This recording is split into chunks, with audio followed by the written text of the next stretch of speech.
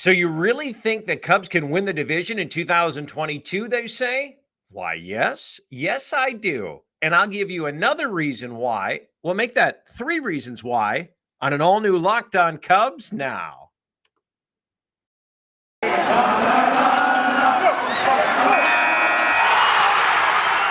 are Locked On Cubs, your daily Chicago Cubs podcast, part of the Locked On Podcast Network, your team every day.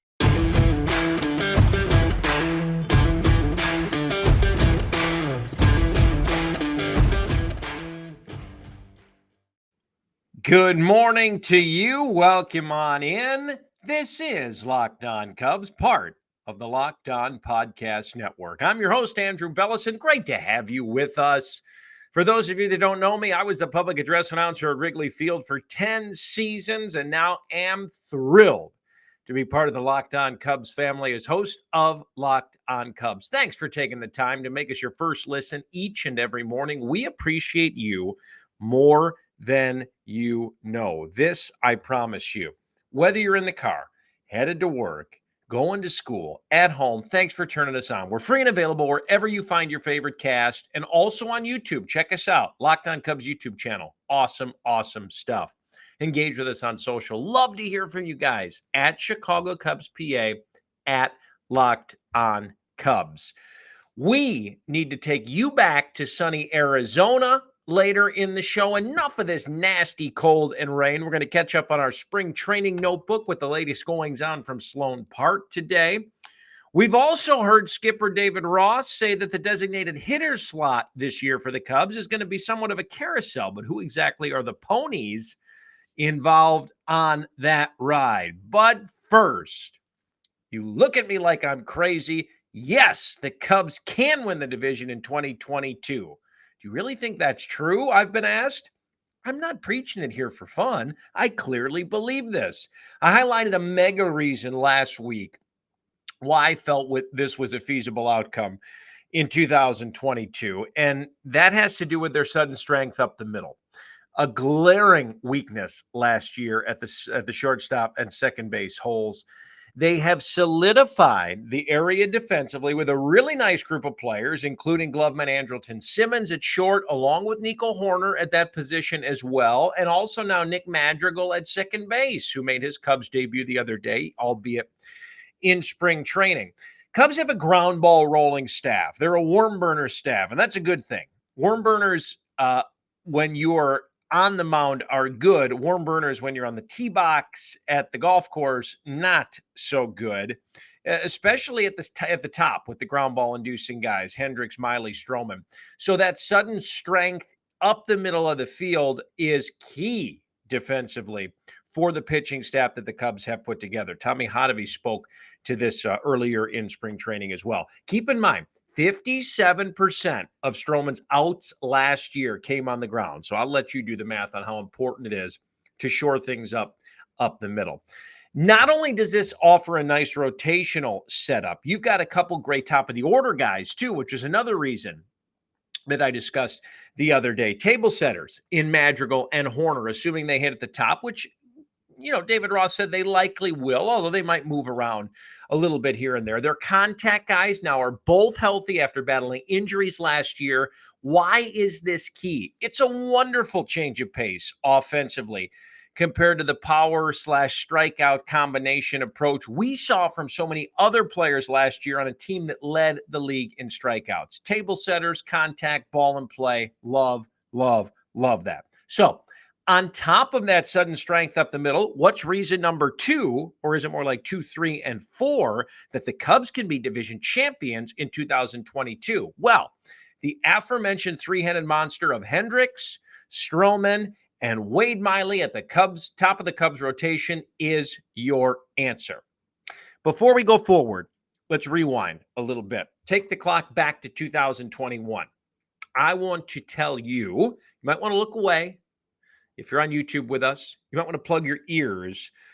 I'm going to show you how bad the rotation really was last year. Don't want to hurt you. Might make your ears bleed a little bit. Cubs staff as a whole, 2021, 487 earned run average, 27th in Major League Baseball, fourth worst. No shutouts on the season, only one complete game. Surrendered 235 home runs as a staff, also 27th in the bigs, fourth worst. By comparison, who gave up the fewest? San Francisco Giants, 151. Whoa. 85 more home runs, 86 more home runs the Cubs gave up than the leading team in that category. Gets worse. Hang with me. Is your head hurt yet? 596 free passes, fourth worst in the league, 27th overall. Again, by comparison, Giants, number one, walked only 416 on the year. I'm mentioning the Giants a lot. You're going to see why in a moment. There's a trend here. Shall I keep going? Okay, one more. Fourth worst whip in the league as well. 27th out of 30 teams again, 1.40 walks and hits per innings pitched. Yikes. Hard to win games when you're putting on 1.5 guys every inning. Now, keep in mind that the Cubs bullpen, which we've highlighted here on Locked On Cubs before, was a top 3 bullpen in the league, in the entire league, not just Major League Baseball, or not just the National League, the entire league for the first 3 months of last season. So these numbers are really skewed in favor of that as well. Cubs are likely last in the league in most of these major pitching categories, if not for those first 3 months of the great success of the bullpen that kept them a very competitive team with Chafin, Tepera, and Kimbrel. Okay. What about individual rotational performances from last year? The picture gets even cloudier. Cubs had 9 players make at least 5 starts in 2021. So they struggled keeping a consistent rotation throughout the year. Had only 2 players that made 30-plus starts. The ERA leader, the professor, Kyle Hendricks. We know he had a down year. We've discussed that a lot here on Locked On Cubs. 477 earned run average. He led the team in terms of starters in ERA with that ballooned 477. Gave up 200 hits, surrendered 31 home runs in 180 innings. We have preached about this major down year for Kyle Hendricks. He'll be the first one to tell you that. Did he have any help?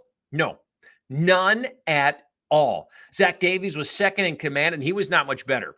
4.30 ERA in July overall for the season, cumulatively ballooned to 5.80 by the end of the year. Tossed only 148 innings all year long, gave up 25 long balls. His whip was 160, just not good at all.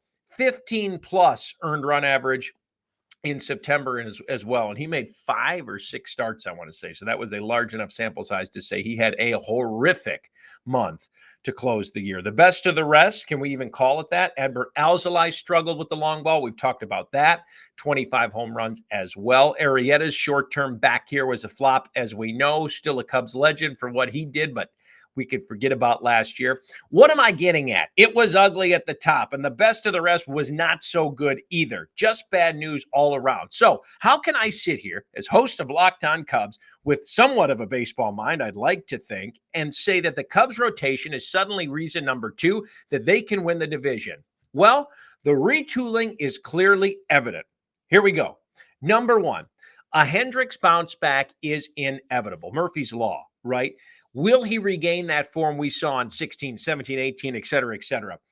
Probably not at this stage of his personal game with his age. But is there a common ground between that and what we saw last year, how poorly he pitched? Absolutely.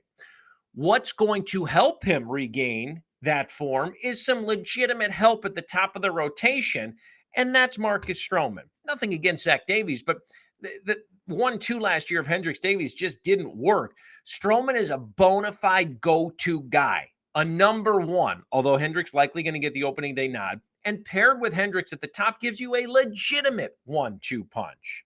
Who am I forgetting? Oh, yes, my favorite under-the-radar move of the offseason, as I have been preaching, Mr. Consistent, veteran leadership, Wade Miley. He will help round out 3/5 of the group, the top 1, 2, 3 in the Cubs starting rotation. To my point, things will be much better in that category in 2022 compared to 2021. Here is the RotoChamp projections for these 3. Now, do you remember how bad the numbers I gave you of the top 2 last year were with Hendricks and Zach Davies? Check out how much better these sound. These are not like mind-blowing numbers here, the projections for 22, but in comparison, plus you got 3 consistent veteran guys on the top. Stroman predicted for 180 innings, 11-11 record, 4.04 ERA, 132 whip, 145 strikeouts, just 54 walks. How about Hendricks? 180 innings, 10-11 record, 4.58 ERA, which I have a feeling might be a little bit better than that. Buck 30 whip, 129 strikeouts, only 40 walks. What about the southpaw? Wade Miley, 160 innings, 9 wins, 4.5 ERA, 140 whip, 117 Ks, just 57 walks. Are you catching my pattern here? No, they're not eye poppers. But last year we were talking about only two players that made 30-plus starts even for this Cubs team. And then it was a complete game of musical chairs after that. On top of all of this, what is the key here? Look at those walk projections. Next to nothing, 54, 40, and 57 respectively. If you're talking about totals like that on 160, 170, 180 plus innings body of work, you are in phenomenal shape in that category. I'll say it again. Veteran presence at the top of the rotation solidifies and stabilizes a major problem from last year. And under the Ronald Reagan Economical Act, the trickle-down effect is inevitable. These 3 vets at the top will take the pressure off that lower 2/5 of the group, whomever ends up taking slots 4 and 5 in the rotation. As we discussed yesterday on Locked On Cubs, the potential candidates. I mentioned briefly the other day, back to what I discussed a couple minutes ago, that the Cubs front office looked to photocopy the San Francisco Giants plan heading into 2021, a season in which the Giants were supposed to have little to no success. Lots of new under-the-radar veteran talent signings to form a collective group that might not make your eyes bug, but could quietly and consistently do the little things to win ball games. And the Giants surpassed expectation last year by like 25-plus games. Look at the year they had. Look at their rotation last year before the Rodon signing here this offseason. Outside of youngster Logan Webb, nice mix of established vets that did some major damage for the Gigantes. Johnny Cueto, apparently not over the hill. Anthony DeSclafani, a Reds cast-off. Gaussman, most starts since 2017 when he was with Baltimore. Alex Wood. You get where I'm coming from here? What's the bottom line? I'm excited for this group. It's a solid group, to say the least, whomever slots in at 4 and 5 in this rotation, and dramatically, can't say that enough, dramatically improved over 2021. The key to a Cubs turnaround, and reason number 2 for me, why and how the Cubs can be division champions, a retooled starting rotation. Who will the Cubs' designated hitter be in 2022? I'll give you my opinions on that coming up next.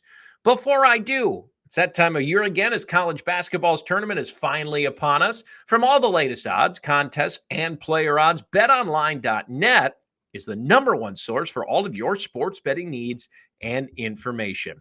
BetOnline remains the best spot for all of your sports scores, podcasts, and news all season long. It's not just basketball either. BetOnline is your continued source for all your sports wagering information needs, including live betting and your favorite Vegas casino games. Head to the website today or use your mobile device to learn more about the trends and action. BetOnline, where the game starts. Locked On Cubs rolls on next.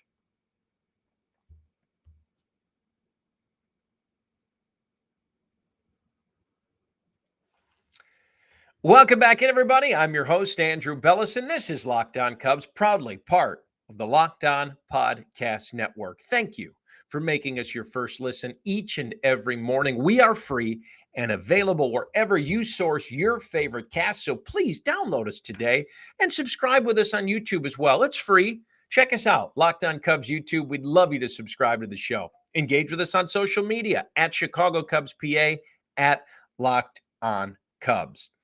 Well, we thank you for making us your first listen. We ask that you make Locked On MLB Prospects your second listen. Host Lindsey Crosby is a prospect encyclopedia, and he's going deep on the Major League Baseball stars of tomorrow. Free and available, just like Locked On Cubs, wherever you get your favorite cast.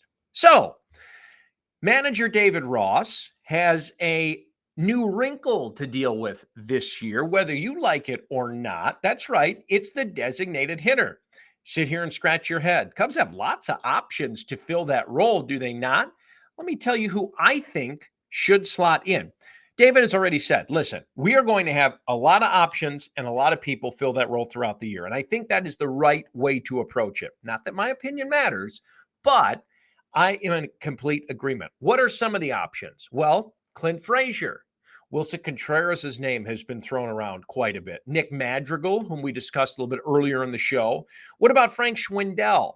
And honestly, option D or E, any other player. This is going to be a carousel.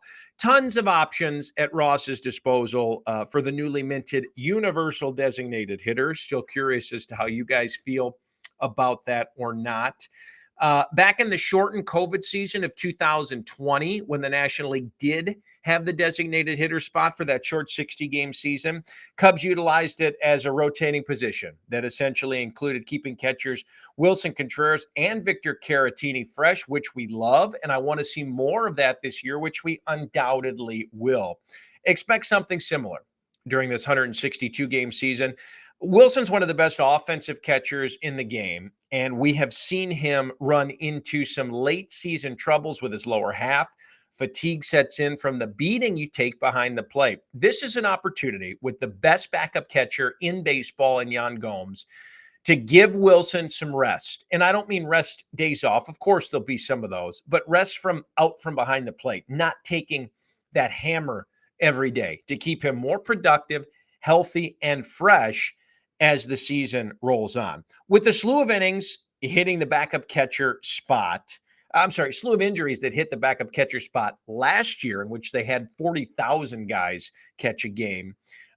They had to lean heavily on Contreras in 2021, and it took its toll. Eventually landed on the IL, yada, yada, yada. We know the drill. Between Yan Gomes now and the designated hitter slot, this can be alleviated and 100% good for Wilson to get him not only his at-bats in the DH role, but keep those legs healthy.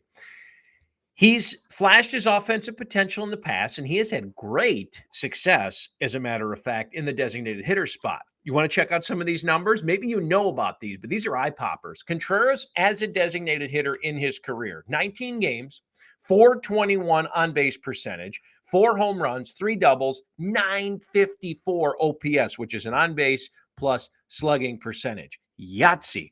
You know, they say that a lot of guys might not slot into the DH role well because it's a different animal, more or less.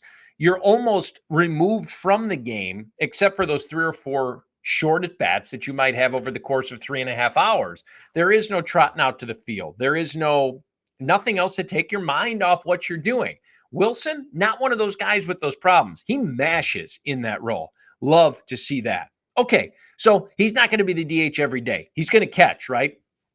What are some of the other options?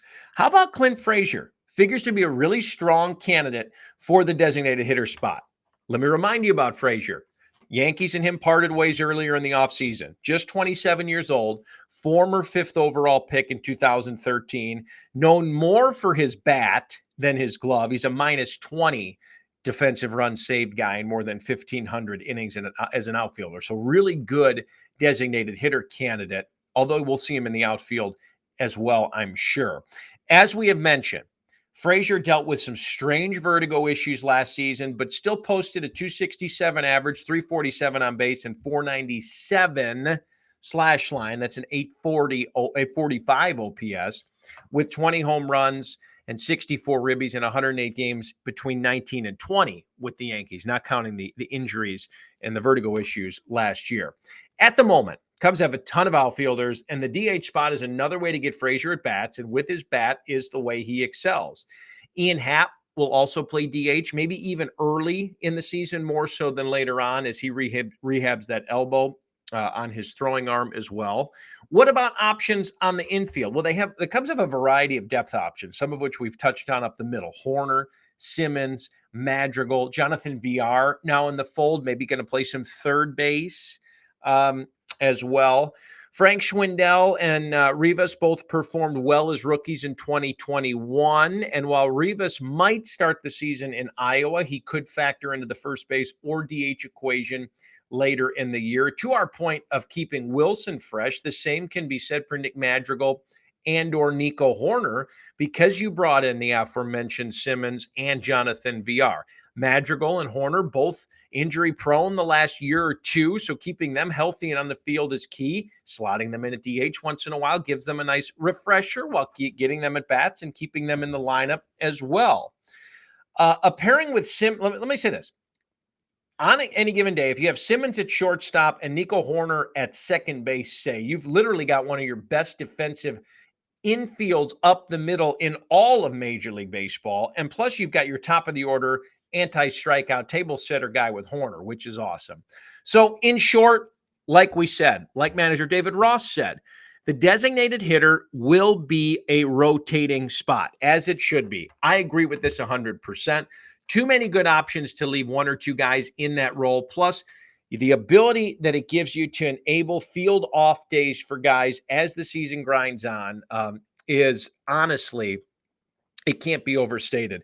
Like it or not, the designated hitter in the National League, at least for the Cubs, is a huge positive. Who do you like in this role? Let me know on Twitter. I'd love to hear from you at Chicago Cubs PA, at Locked On Cubs. We roll on here shortly. Pack your bags. I'm taking you to Mesa.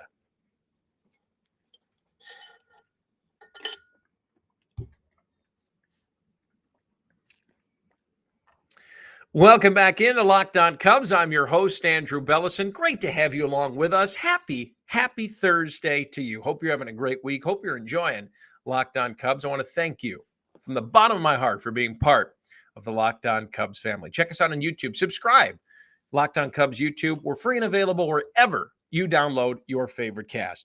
Sigh of relief, we hope. Is Brennan Davis okay? Did you see him? He got nailed in the knee the other day at the plate. It's one of my favorite segments every day that we're incorporating. Always so much going on in Mesa on a daily basis. And we got shorted this year because of the lockout. So we have to eat it up as much as we can. News, notes, nuggets, et cetera, et cetera. First and foremost, excuse me, Cubs promotional schedule was announced the other day. And if you're a bobblehead aficionado, you will enjoy the giveaways this year. 5 bobblehead giveaways throughout the season, regular season, that is, at Wrigley Field, starting on May 7th with skipper David Ross. Then May 21st, Patrick Wisdom has a bobblehead, Nick Madrigal in August on the 6th, and then a couple in September, Nico Horner and Marcus Stroman, September 17th. Pretty cool. So 5 bobbleheads to add to your collection if that's up your alley. What else is going on in Mesa that should be discussed at the moment? Have you caught up with all the signings of last week and over the weekend? What an onslaught. One of the players that we have not discussed yet is veteran Steven Brault, former Pirates pitcher. It was originally reported that he was brought in on a major league deal, but it's now a minor league deal, we're told, and he has arrived at Cubs camp as of Tuesday morning. What's the bad news on Brault? Well, finished 2021 on the 60-day injured list with a lat strain. And while that injury is all healed up, another issue popped up when he took his Cubs physical, started feeling something in his triceps. MRI showed some inflammation. So Pirates DFA'd him at the end of last year. And since he was on the 60-day injured list to finish the season, he was unable to speak with teams as a free agent during the lockout. No exact timetable for Brault's return right now. He's going to be shut down for a couple weeks, will not be an opening day factor for the Cubs, but could be an option for Ross moving forward. Probably out of the bullpen, it looks like. Overall for Brault, 107 major league games, 6 years with the Pirates, 52 starts. He's another great lefty option for David Ross and company. Out of the bullpen or rotation, potentially, depending on how things shake out. 4.77 ERA in 343 1/3 innings. Brennan Davis. Take a deep breath with me. Cubs top prospect was hit by a pitch on his right knee Monday afternoon, came out of the ball game. Thank goodness x-rays were negative. Davis was able to work out with the team on Tuesday. David Ross said, meaning Brennan, thought that he would be more sore than he is today. So that's good news. He also quipped, it's good to be young. Absolutely. What about Seiya Suzuki? Japanese slugger is the newest Cubs outfielder, has not yet appeared in a Cactus League game with the Cubs, but it's coming soon. Manager David Ross wouldn't commit to exactly when, but indicated he would be in the lineup soon. Tuesday, the prize free agent took some spring batting practice on field 1 and then stood in for live BP against new acquisition Drew Smiley. Suzuki sent a fly ball to left and struck out against the veteran southpaw. The live BPs, it looks like his timing is getting ready, getting in these drills. I think he'll be ready to see some action here shortly, said David Ross. We're told the debut will indeed be in a major league Cactus League game, not a minor league game. Kyle Hendricks took the ball for the second time Tuesday afternoon in Peoria, tossed 2 innings against the Mariners, threw a little over 40 pitches in the game, and then went into the Cubs bullpen to run his workload up to 50. It was really important for Hendricks to get up and down 3 different times on Tuesday as opening day is knocking on the door. What does this mean for the Cubs rotation heading towards April 7th? Well, if Hendricks stays on the 5-day rotation, he could pitch again Sunday against the Royals. Then he would slot in to toss Friday, April 1st or Saturday, April 2nd, and still be on regular rest for opening day, assuming he is named the opening day starter, which it does look to be that way. Final notes out of Mesa. The league instituted a few new rule changes Tuesday as part of the CBA. This includes 28-man rosters for April to counteract the shortened spring training. This is a big deal. What's the key here? This is going to greatly benefit the Cubs pitching staff options heading into the season, at least early going. So keep an eye on that. Couple extra bodies to carry. Awesome news. We like that a lot. Also, the free runner on second base will return, and all doubleheaders will be 9 innings. The extra inning rule, I should say, with the free runner on second base will return. All doubleheaders will be 9 innings. No more 7-inning high school doubleheaders. MLB prospects. You got to check it out. You will love it. Thanks for making us your first listen. Make Paul Francis Sullivan, Sully, the host of Locked On MLB, your second. He brings you his unique perspective on the major leagues, past and present. Free and available, just like Locked On Cubs, wherever you source your favorite cast. Can't thank you enough for taking the time to stop by. Happy Thursday. Ready to talk Cubs with you next time. Until then, adios.